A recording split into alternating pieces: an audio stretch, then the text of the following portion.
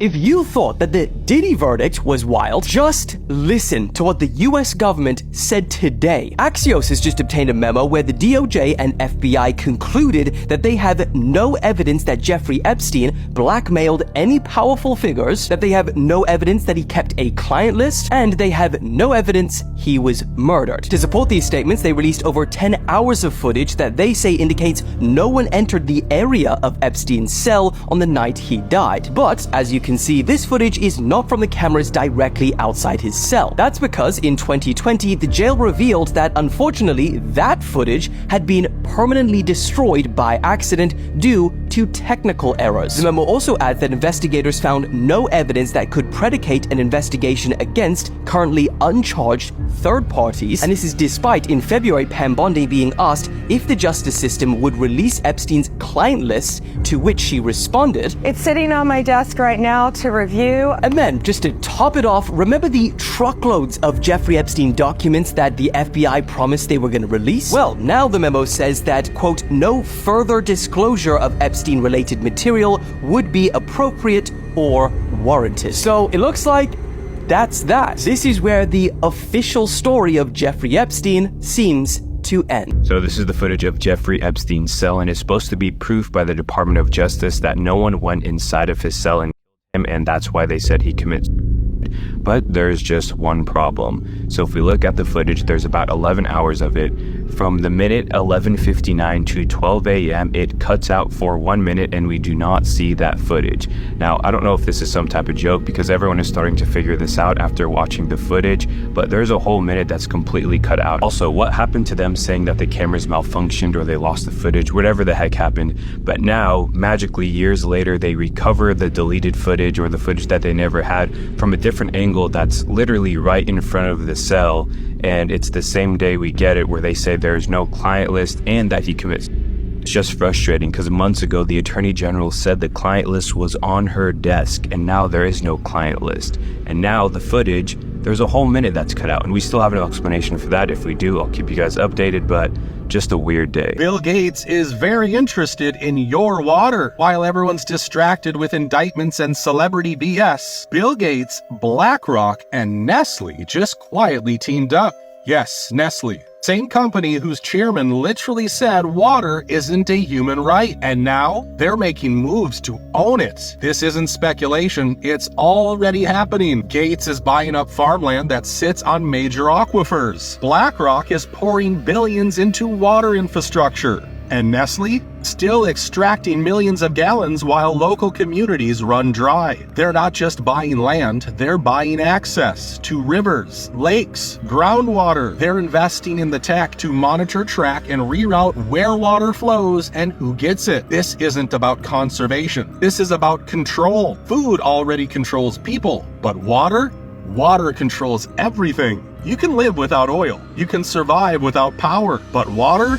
You've got days. They already run agriculture, finance, and energy. Now they want to own survival itself, and no one's stopping them. This is a hostile takeover of the one thing we need to live. And by the time people wake up, it'll already be gone. Have you heard the theories that AI is our response to losing religion? As we've taken the Nietzschean downslope of there's nothing. We had a void and had to create our own God. I have heard that. And if you think about AI, it's 24 hours a day. It could be anywhere and it's everywhere all the time. But if you think about the 5 properties of what people believe God of any kind is, aside from loving, because it can't, to your point, emote, it ticks off every box of a literal deity. It's idolatry. I mean, that's where it literally leads. It's nuts. I mean, we're seeing that's already happened where people are becoming in relationships with AI and literally treating it as a god, and there's religions based around it already. And we're just building that trust right now of that, oh yeah, this is great, this is awesome. And it's just building that first relationship with our first interaction with AI. We talk about the Book of Enoch a lot on this podcast too. It talks specifically about these, was it 7 watchers? These watchers came to Earth and they were supposed to literally just watch over humanity, but they turned against God. But then it says that they taught them all these things,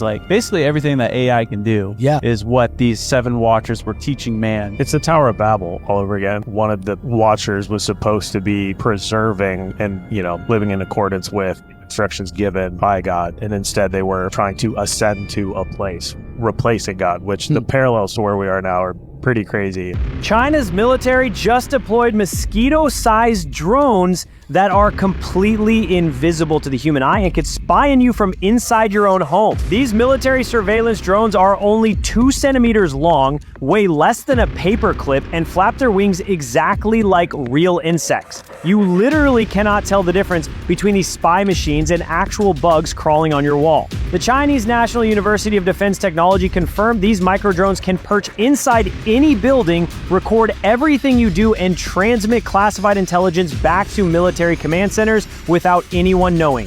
Your private conversations, your personal documents, your family gatherings, all being recorded by what you think is just a harmless bug on your ceiling. While American military drones are still the size of cars and make noise you can hear from miles away, China just made surveillance completely undetectable.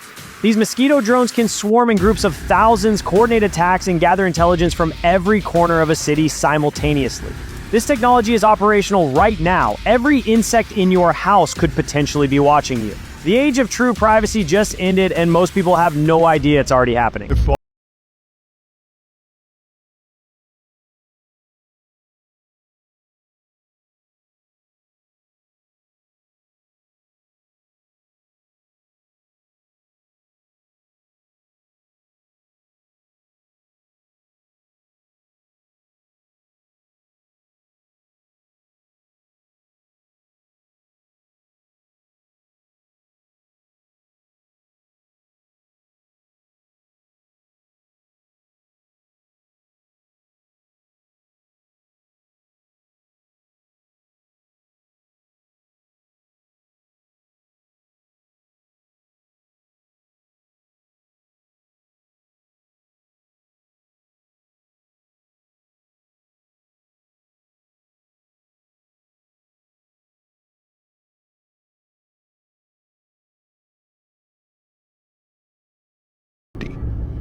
New rule: if a 24,000-year-old bone from the Congo shows evidence of complex math, maybe it's time we stop thinking prehistoric humans spent all day just chasing mammoths with spears and grunting at fires. Talking about the Ashango bone, discovered near the headwaters of the Nile. It's covered in notches that aren't random. They follow patterns, primes, multiples, and what looks suspiciously like subtraction, which means either this was an ancient counting tool, or it's the world's oldest Excel spreadsheet carved in a femur. And yeah, some folks still debate the interpretation, but here's the point. Someone 24,000 years ago was thinking in numbers. This wasn't just cave graffiti. This was a cognitive flex. And it throws a big stone spear into the idea that intelligence only shows up when we build pyramids or discover calculus. So maybe it's time to admit, math class did not start in ancient Greece. It started wherever people had questions, fingers, and a sharp object. The Ashango bone doesn't just rewrite what we know about early humans. It reminds us that brilliance doesn't require marble columns. Just curiosity and a reason to count. It may sound straight out of a movie, but the Pentagon and a Harvard scientist have collaborated on a new draft report questioning if we're alone in the universe and whether we've already seen evidence of life beyond Earth. Here's Gadi Schwartz. Tonight, out of Harvard University, a draft paper about mysterious flying objects sounding almost like science fiction.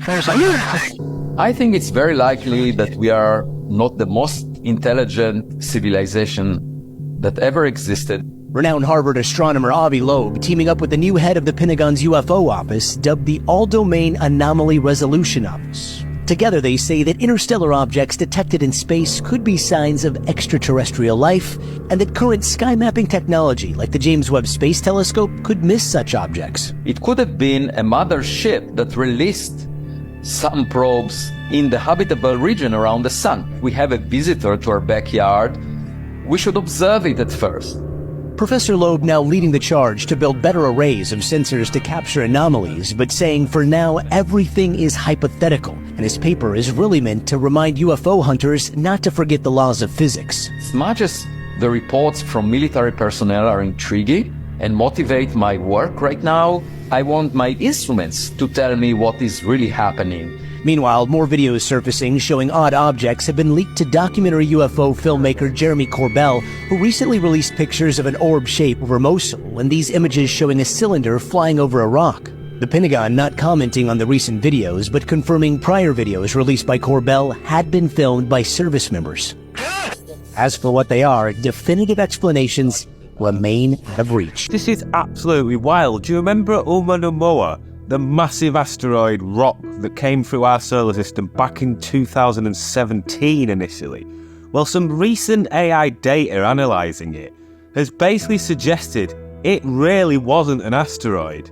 This is absolutely wild. Initial data about the object did defy most explanations for asteroids and comets, i.e. it didn't emit gas like a comet, it had no visible tail like a comet or asteroid, its speed and trajectory did not match the behaviour of any known asteroid or comet ever seen, and also it accelerated mysteriously as it exited our solar system without any clear propulsion source. So guys, Oumuamua was almost definitely not an asteroid. This thing was almost definitely looking like some kind of possible advanced alien probe, possibly, to go that went through our solar system. So the new data, newly processed spectral data and motion simulations of Oumuamua's trajectory reveal highly anomalous features that don't align with any known natural object. The recent breakthrough came through when an international team of physicists fed all available observational data into a deep learning quantum AI system designed to identify patterns unrecognizable by the human eye. When it returned, it sent chills down everyone's spine. The object changed direction in a way that suggests internal control or intelligent guidance, Kaku stated during a recent panel discussion about this. It doesn't behave like a comet or asteroid or debris. It behaves like a probe. The system flagged the following anomalies: reflective surface consistent with engineered material, acceleration that matches solar sail propulsion, a theoretical technology proposed by human scientists but never observed naturally, irregular but deliberate trajectory shifts suggesting possible maneuverability. This is what the AI has just decided has worked out from all the data to do with Oumuamua. Basically, guys, this thing was definitely an alien probe, according to a lot of the data. Not 100% definite, but a lot of the data seems to be suggesting this. Wild! So the head researcher, Alberto Caballero, used the Drake equation, and that's basically how we estimate the number of intelligent civilizations. Then he factored in how often humans have invaded each other here on Earth, and then scaled that up across the Milky Way. So if intelligent life is common, and if it behaves like us, there could be 4 advanced species right now with the capability and the aggression to harm us. So that exact fear is the heart of the dark forest hypothesis. Every civilization is a potential threat, so they either stay silent or they destroy, which raises a huge question. Should we really be sending signals into space?